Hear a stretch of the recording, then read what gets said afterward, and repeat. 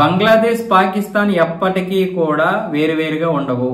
అవన్నీ కలిసే ఉంటాయి. వాటిని అనవసరంగా రెండు దేశాలు చేసి మన మీద కుదిరినటువంటి ఆ పూర్వ మహానుభావులు ఎవరైతే ఉన్నారో వాళ్ళని మనం పట్టుకొని ఏదో ఒకటి చేయాలి. కానీ వాళ్ళు లేరు కాబట్టి ఇప్పుడు మనం ఏం చేయలేం. వాళ్ళని తిట్టినా కూడా ఇక్కడ చాలా మందికి నొప్పి వచ్చేస్తుంటది. సరే, అది పక్కన పెడితే ఇప్పుడు బంగ్లాదేశ్ లో తాత్కాలిక ప్రభుత్వాన్ని ఏర్పాటు చేసినటువంటి మహమ్మద్ యూనస్ ఉన్నాడు కదా, వీడు ఇప్పుడేమొచ్చేసి బంగ్లాదేశ్ మ్యాప్ తో పాటు మన ఈశాన్య రాష్ట్రాల మ్యాప్ ను కూడా కలిపేసి మన పాకిస్తాన్ నుండి వచ్చి బంగ్లాదేశ్ లో పర్యటించినటువంటి జనరల్ షంషద్ మీర్జాకి బహుమతికి ఇచ్చాడు ఒక బుక్ ని. ఆ బుక్ కవర్ పేజీ పైన బంగ్లాదేశ్ మ్యాప్ ఎలా ఉందంటే ఈశాన్య రాష్ట్రాలు 7 రాష్ట్రాలతో కలిపి ఆ బంగ్లాదేశ్ మ్యాప్ ఉంది. వీడు ఇది మాత్రమే కాదు, ఇంతకు ముందు కూడా ఇలాంటి వెధవ పనులు చేశాడు.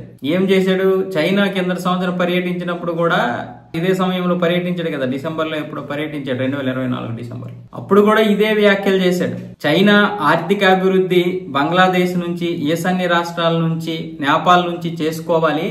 అలాగే దాని తర్వాత ఏమొచ్చేసి నేపాల్ కి, ఈశాన్య రాష్ట్రాలకి, బంగ్లాదేశ్ కి సపరేట్ గా ఒక ఆర్థిక వ్యవస్థ కూడా ఉండాలని చెప్తున్నాడు.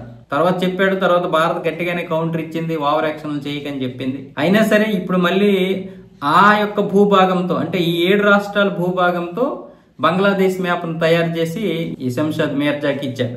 అంటే ఇప్పుడు ఎవరిని మనం పెంచి పోషించామంటే ఈ వెధవల్ని మనం పెంచి పోషించాం. ఇటు బంగ్లాదేశ్ ని, పాకిస్తాన్ ని. సరే, పాకిస్తాన్ ని విడిపోయినప్పుడు ఈ కాంగ్రెస్ లో ఉన్నటువంటి వెధవలందరూ దరిద్రంగానే ఆ రోజు సపరేట్ గా ముస్లింలందరికీ ఒక దేశం ఇచ్చేసినప్పుడు మళ్ళీ ఇటు బంగ్లాదేశ్ ఎందుకు ఇవ్వాలి? అంటే ఇటు వాళ్ళు ఇటు వెళ్ళిపోతారు, అటు వాళ్ళు వెళ్ళిపోతారు అన్నారు. ఓకే, ఇటు ముస్లింస్ ఇటు వెళ్ళిపోతారు, అటు ముస్లింస్ అటు వెళ్ళిపోతారు అన్నారు. పోనీ వెళ్ళిపోయారా? ఇప్పుడు అది లేదు, చెత్త చేసేసారు. ఈ దేశాన్ని ఇంకా మనం మరొక 100 సంవత్సరాలు అయినా సరే అభివృద్ధి పూర్తిగా చేయలేకపోవడానికి కారణం ఏంటంటే ఒక విభజన అనేది సరిగ్గా జరగలేదు. కంపు చేశారు.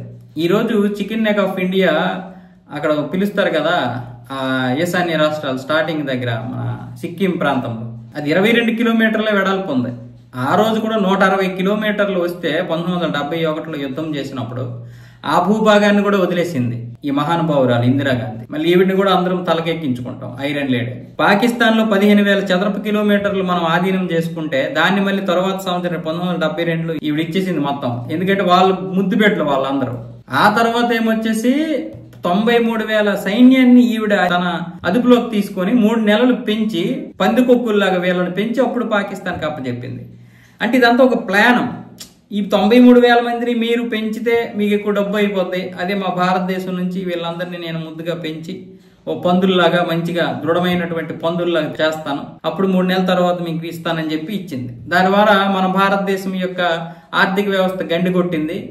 వాళ్ళేమో మంచిగా అభివృద్ధి చెందారు అనమాట ఈ యుద్ధంలో దెబ్బతిన్న తర్వాత. అంటే ఒక ప్లాన్. తూర్పు పాకిస్తాన్ అని విడగొట్టేసి బంగ్లాదేశ్ గా చేస్తే పాకిస్తాన్ వాళ్ళు ఈ బంగ్లాదేశ్ వాళ్ళు కొట్టుకోరు, హ్యాపీగా ఉంటారు, కలిసి ఉంటారు.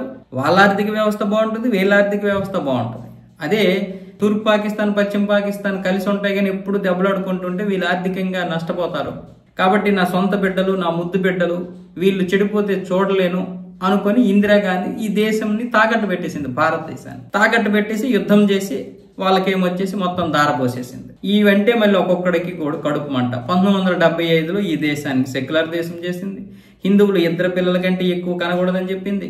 ముస్లింలు ఎంతమంది అయినా కనొచ్చు అని చెప్పింది. ఈ రోజు అదే మన దేశంలో ఈ దౌర్భాగ్యం.